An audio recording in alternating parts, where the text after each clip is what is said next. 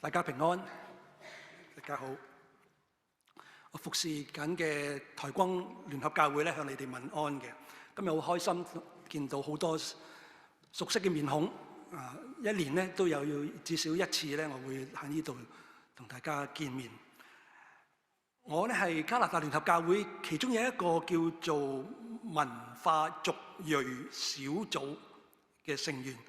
咁咧就我哋都知道聯合教會有好多唔同嘅非白人嘅文化小組啦，咁有韓國人啊、中國人啊、其他。咁我咧因為係華協嘅主席咧，咁我係代表華協參加嘅。咁咧我哋呢個嘅小組咧，每年都會嚟多倫多一次，有一個實體嘅聚會。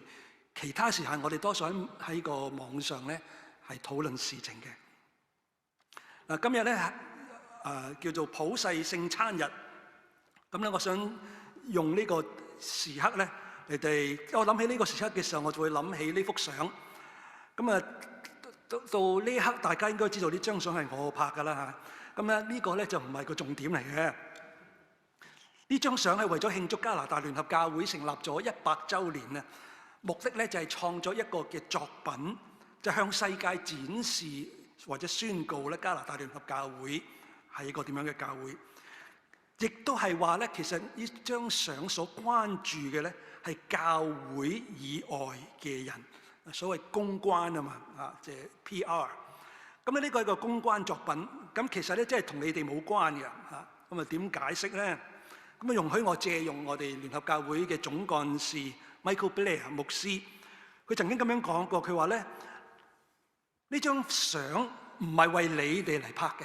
亦都唔係為我哋嚟拍，亦都其實都唔係為教會嚟拍，係為公眾嚟到拍，即係街外嘅人嚟拍。我哋而家現處嘅社會，大家都知道，好多人咧係唔去教會嘅，即係話咧，其實好多人對基督信仰咧就係一無所知嘅。我哋會喺呢個咁樣嘅時代，咁對於嗰啲唔係喺教會長大嘅人嚟講咧，佢哋對於基督信仰或者對基督徒可能有呢啲嘅比較狹窄嘅理解，就係認為基督徒係帶住一啲好批判性嘅、心胸狹窄、好排外嘅，可能係基於一啲傳媒嘅報導或者基於而家社會時事所發生嘅人，有啲人會覺得基督徒係可能係一啲好狹窄嘅人，所以呢，加拿大聯合教會就利用呢個機會，想傳遞一個歡迎嘅訊息。我哋都知道上帝唔係批判性或者係排外，係非常之係歡迎每一位。咁我哋就係知道，無論我哋係邊一位，我哋嘅生活係點樣樣，上帝嘅餐桌上邊咧，你一定會揾到你嘅位置。咁呢張相，咁當然就係根據所謂嘅最後晚餐嘅背景嚟就係拍低。基督教會已經其實係冇第一張最後晚餐嘅圖片嘅。咁我可以肯定咧，當晚咧應該都唔似達文西佢畫嗰張畫咁樣樣，應該都唔似我拍嘅呢張相咁樣樣。當日猶太人嘅耶穌，猶太人耶穌同佢哋嘅猶太人門徒坐埋一齊食飯嘅時候，嗱，佢坐嗰個姿勢同埋所有嘅舉動，好有可能已經喺我哋嘅理解裏邊咧，已經係唔一樣噶啦。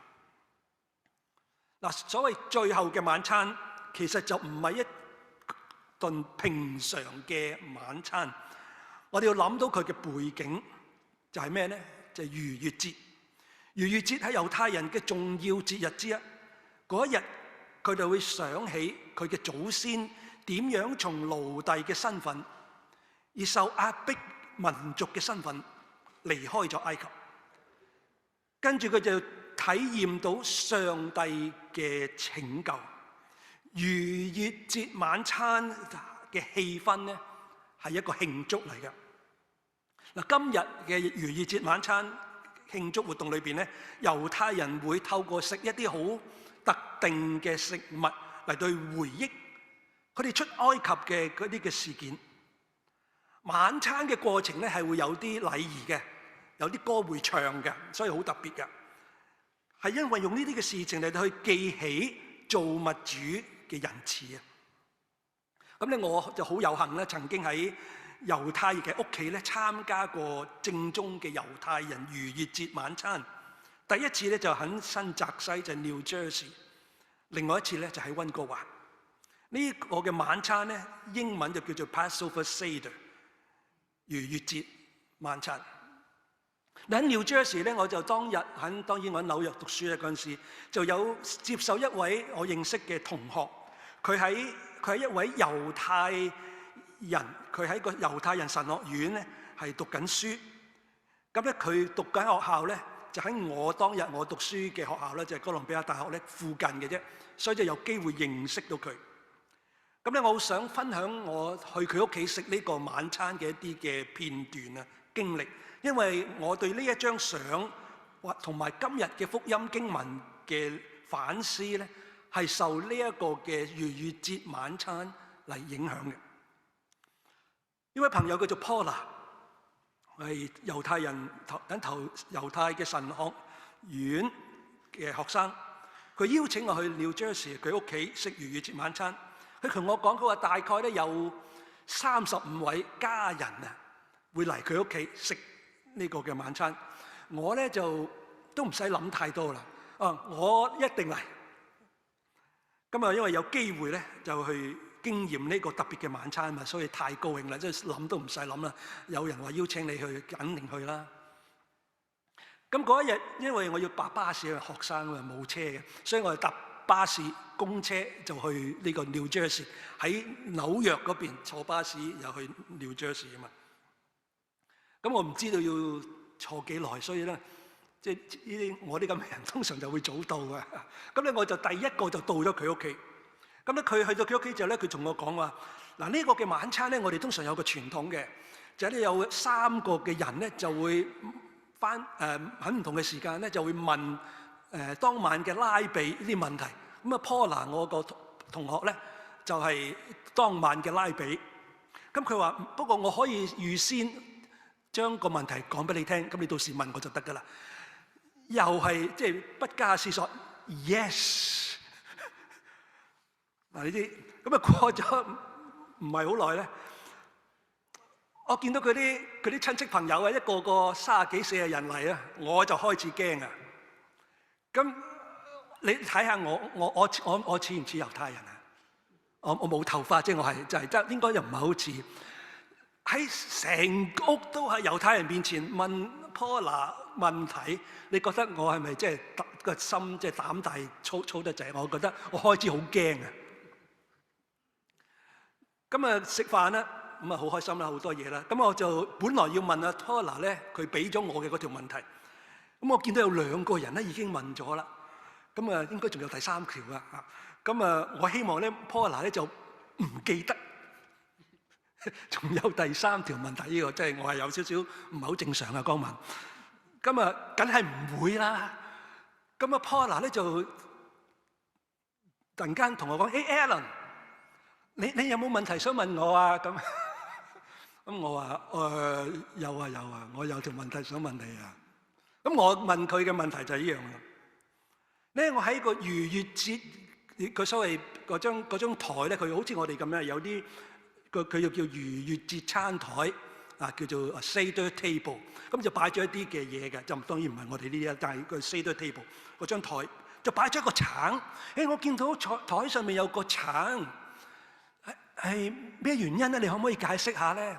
咁 Paula 就好開心，真係一條好好嘅問題啊！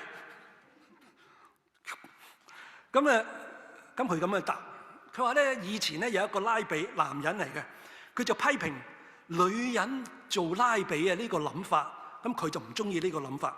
佢話女人拉比咧就好似個橙放咗喺個逾越節晚餐上邊，格格不入，一啲都唔適合。咁所以咧 ，Paula 咧就特登就擺咗個橙喺張台度。佢話：你睇下個橙擺喺張台度靚唔靚？係咪好適合咧？橙都適合嘅。咁我就多謝 Paula 佢嘅解釋。過咗咁多年之後，我心裏邊想補充，其實仲有好多嘢可以加上去嘅喎，香蕉啊、榴蓮啦、蘋果啦，其實得㗎嘛。多元化咧係唔係上帝咧拒絕嘅？嗱，參加咗呢個猶太人嘅逾越節晚餐，帶俾我好多美麗嘅回憶，亦讓我更加了解呢個嘅民族，佢哋嘅文化，更加知道佢哋點樣去過所謂逾越節。原來係一個高興快樂嘅日子嚟嘅，一啲都唔傷心。係逾越節慶祝上帝嘅拯救。雖然日子係有時艱難，但係呢個晚宴呢，就係要慶祝上帝嘅大能，肯定上帝喺我哋嘅中間。其實聖經裏邊一啲都唔缺乏上帝邀請我哋參加筵席嘅故事。所謂筵席、宴會、晚宴，呢啲所有字眼，呢啲故事都用嚟到去表達上帝嘅國。上帝多次用比喻咧嚟到去講上帝點樣邀請佢哋嚟參加宴會，但係咧有時被邀請嘅人咧，佢就多多藉口，又話好忙啊，又話要結婚啊，又話好多嘢咧，就唔嚟啦。咁啊，上帝咧就透過通常嗰啲唔會被邀請嘅嗰啲人咧，就嚟呢個晚宴啦。大家都熟悉呢啲嘅聖經故事，窮人啊、跛腳啊、社會邊緣化嘅人啊，咁咧嚟到去表示上帝對呢啲人士咧嘅接納同埋邀請。喺耶穌呢啲講呢啲咁嘅比喻故事當中咧，其實表達到咧，原來上帝做嘢咧都幾幽默，亦都好誇張，甚至都有啲吉事嘅。嗱，今日嘅福音經文我哋讀咗出嚟咧，可能有啲人會覺得唔係好難明，唔係好容易明白，就因為我哋遠離咗呢個嘅社會嘅環境太耐啦。咁即通常我哋都唔係好明白嗰啲主人啊、奴隸嘅關係嘅故事，咁啊可以理解嘅。因為我認為上帝唔係要求我哋去複製呢啲奴隸嘅關係，絕對不是。不過又順便講一講呢類嘅所謂奴隸主人嘅故事咧，根本就唔係猶太人、猶太教嘅特色。我相信咧係深受當時希臘文化嘅影響，就亦都喺羅馬帝國嘅陰影之下咧，佢哋係建立即係聽到呢啲嘅故事，又有奴隸又有主人，呢啲本質上係唔係猶太人本身對上帝嘅理解嘅。咁聖經就咁講咧，佢話門徒要求耶穌增加佢哋嘅信心。咁耶穌之後咧就用呢個奴隸同主人嘅關係咧就回應，聽落去咧就好似好怪。咁我哋知道咧，信心、恩典呢啲嘢咧係上帝白白賜俾我哋嘅。我哋通常都好中意聽到呢啲嘅信息，因為我哋通常都中意即係免費嘅嘢㗎嘛。有啲咩着數嘅，我哋通常都笠咗佢先啦，唔好用啦。係咪？嗱，呢種白白賜俾我哋嘅恩典啊，同一時間咧，亦都呼召我哋活出信仰嘅生命出嚟，就係以恩待人。我哋饒恕別人，因為我哋已經係被饒恕；我哋歡迎他人，因為我哋被歡迎。如果唔係咁做咧，聖經咧就話我哋係啲所謂不忠嘅奴僕。我呢度咧就唔多詳細講解經文。我想話俾你聽，其實呢個故事可能係有想同我哋講就係呢兩句嘅説話，就係不要像嗰啲嘅僕人，好似係為咗得到報酬而服侍主人，反而像嗰啲僕人唔係因為要得到報酬而服侍主人。我哋服侍係因為我哋係應當要咁樣做，我哋歡迎。呢個係恩典嘅表達，我哋熱情款待係因為愛，係因為我哋同造物主之間有一個不可破爛嘅關係。即使係冇報酬嘅，做完之後係冇糖嘅，我哋作為咗接受咗恩典嘅人，我哋會樂意咧去以恩典待人。聽落去係好簡單，但係同時亦都係個挑戰啊！當我哋活出恩典嘅時候，就係講我哋就已經有信心啊！因為活出恩典就係信心嘅表達。當我哋同其他人和睦相處嘅時候，就已經表明咗我哋嘅信心增加咗啦。所以就冇需要咧，就叫耶穌增加我哋嘅信心，就好似我哋管即係銀行嗰個嘅 bank account 一樣，好似耶穌要存入一大筆錢入呢個 account 咁樣樣，呢個係毫無意思。問嘅問題就好似耶穌需要做啲嘢，使到我哋嘅信心增加，其實就問錯咗，唔係耶穌要做啲咩嘢，係我哋要做啲嘢。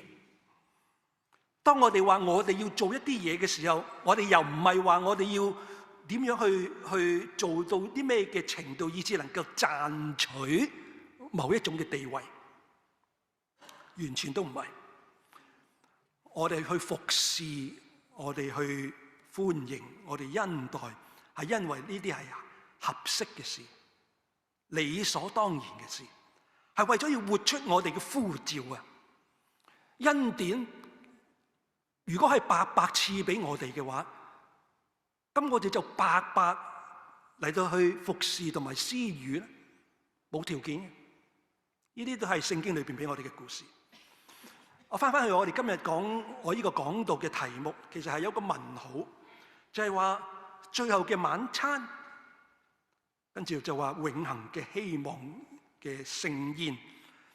我咧係俾一位嘅神學家，佢叫做 Diana Bass， 佢曾經寫過一篇嘅文章，叫做《最後的晚餐是天國的第一個盛宴》啊！最後的晚餐是天國的第一個盛宴，呢個理念咧嚟到啟發。你可能唔知道邊個叫做 Diana， 但係咧係我哋今日當今一個好重要嘅基督教領袖之一。佢俾我哋好多嘅反思啦，指導我哋嚟去喺基督嘅生活上邊係點樣嚟到去生活嘅。咁我稍微咧就總結一下佢喺嗰篇文章裏邊想講一啲係咩嘢。嗱，所謂最後晚餐咧，就喺逾越節晚餐嘅背景之下進行噶嘛。咁我哋諗，我哋基督教咧，我哋有受難節啦 ，Good Friday 咧，之前又有 Maundy Thursday 啦。咁呢啲對於教會嚟講咧，都係一啲好重要嘅日子嘅。但係當我哋想到受難節啊，或者之前嘅晚餐啊 Maundy Thursday 咧，通常都係指一班虔誠嘅信徒聚集，好沉重地去默想上帝嘅痛苦嘅。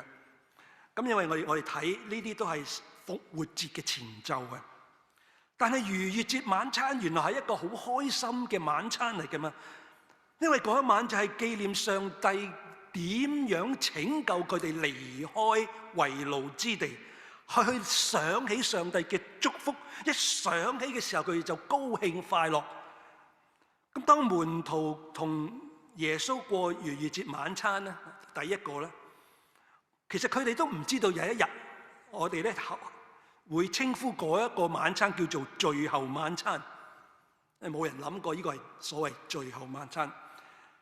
但係我哋諗下，其實嗰個晚餐都唔係耶穌同門徒最後一次食飯嘅噃。